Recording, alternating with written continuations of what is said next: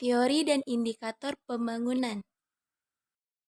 Pembangunan atau development adalah proses perubahan yang mencakup seluruh sistem sosial seperti politik, ekonomi, infrastruktur, pertahanan, pendidikan, teknologi, kelembagaan, dan budaya.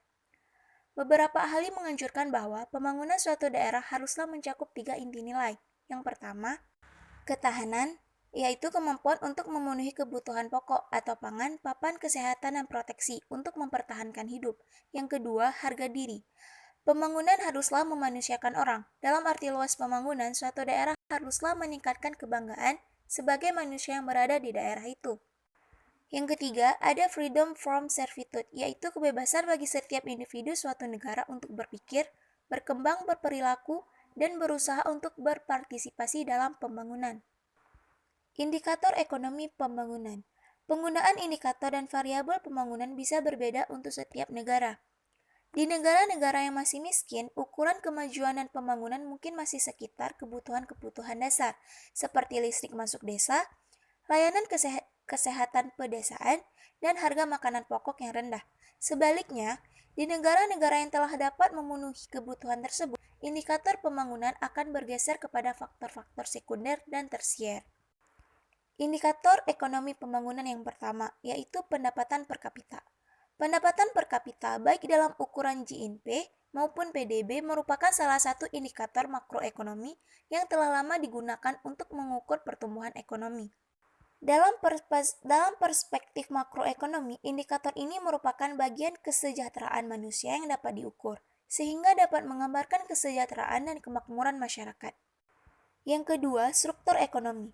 Struktur perekonomian sebuah negara beragam. Di negara berkembang seperti Indonesia, pertanian dan industri manufaktur mendominasi, tercermin dari porsinya terhadap produk domestik bruto atau PDB.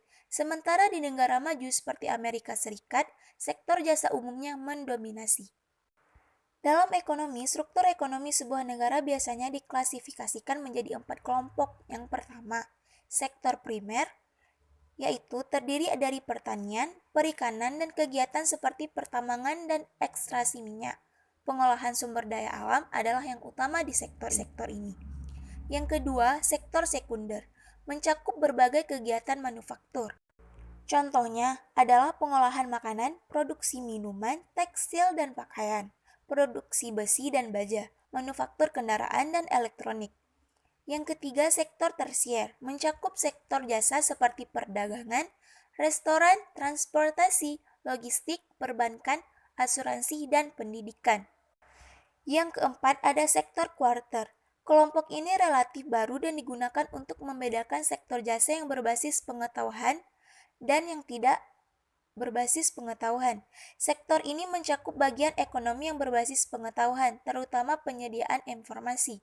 Contohnya adalah penelitian ilmiah dan pengembangan produk, komputasi dan teknologi informasi dan komunikasi. Yang ketiga, urbanisasi. Urbanisasi mengacu pada pergeseran populasi dari daerah pedesaan ke perkotaan. Ada 2 dampak dari urbanisasi. Yang pertama, dampak positif.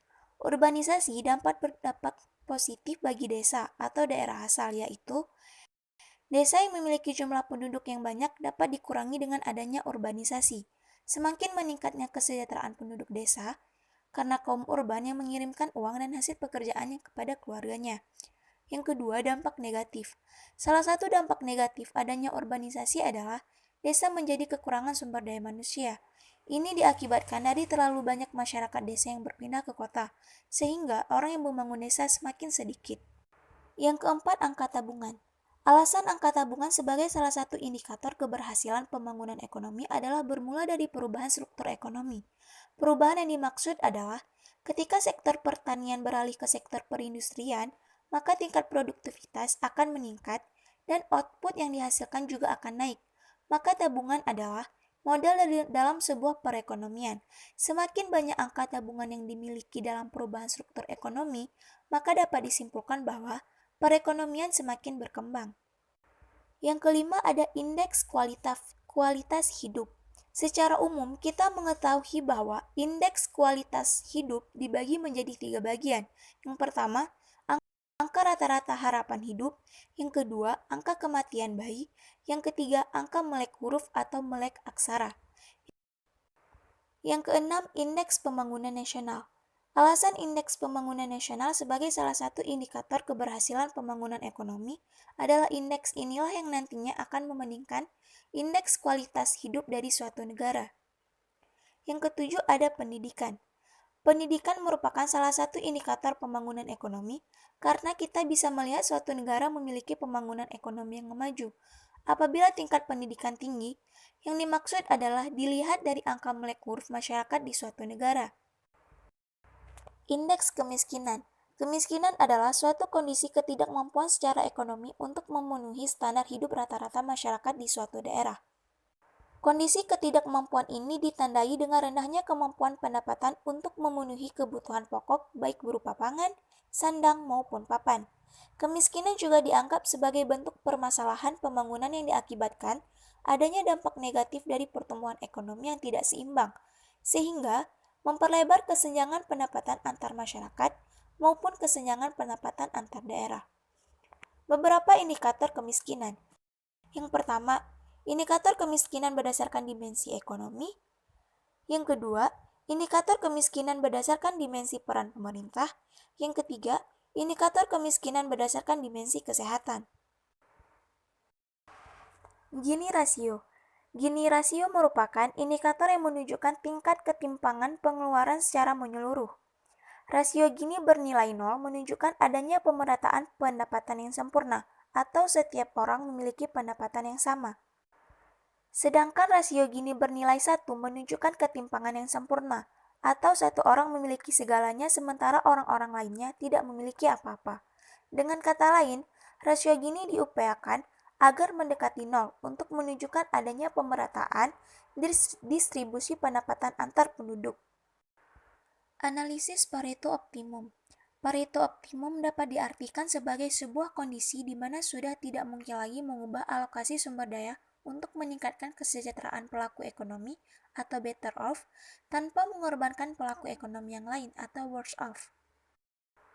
Teori Kuznets.